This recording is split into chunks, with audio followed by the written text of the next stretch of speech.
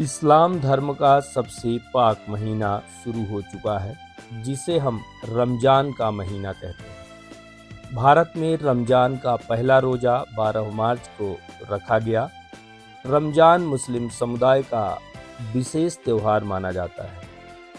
रमज़ान में पूरे एक माह का रोज़ा चलता है। रमज़ान में बड़ी संख्या में बच्चों से लेकर बुजुर्ग दिन भर रोज़ा रखकर खुदा की इबादत करते हैं। यह महीना बड़ा ही पाक और इबादत वाला है, जिसमें एक नेकी के बदले 70 गुना सवाब मिलता है। इस साल 11 मार्च से रमज़ान महीने की शुरुआत हो चुकी है। इस्लाम धर्म में रमज़ान को सभी महीनों में सबसे पाक और इबादत का महीना माना जाता है। सावन यानी कि इस्लामिक कैलेंडर के 8वें महीने के बाद रमज़ान की शुरुआत होती है। रमज़ान के पूरे महीने मुसलमान रोज़ा रखते हैं। भारत में रमज़ान का पहला रोज़ा 12 मार्च मंगलवार को रखा गया। रमज़ान मुस्लिम समुदाय का विशेष त्यौहार माना जाता है।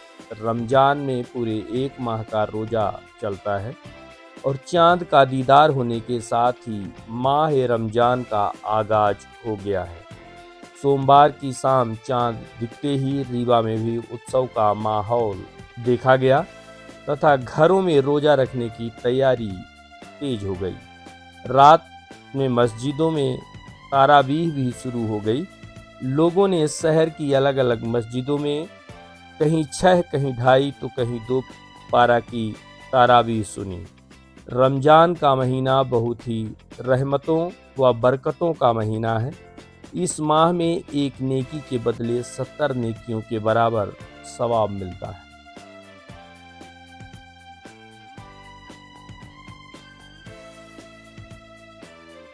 बिस्मिल्लाहिर्रहमानिर्रहीम। सबसे पहले मैं सभी लोगों को माह रमज़ान की मुबारकबाद पेश करता हूँ।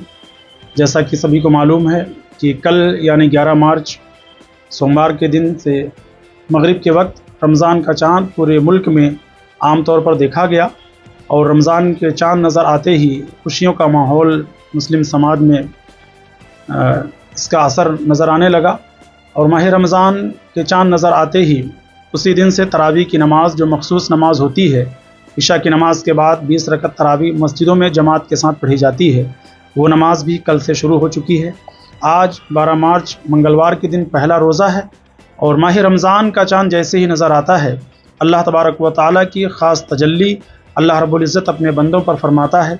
इस माह मुबारक में हर घड़ी अल्लाह ताला अपने बंदों की दुआओं को कबूल करता है। इस माह मुबारक में ख़ास तौर पर जो नफली काम होते हैं उनका सवाब फ़र्ज़ के बराबर होता है और फ़र्ज़ जो काम होते हैं, जो भी इबादतें होती हैं, उनका सवाब जो है 70 गुना ज़्यादा बढ़ा दिया जाता है।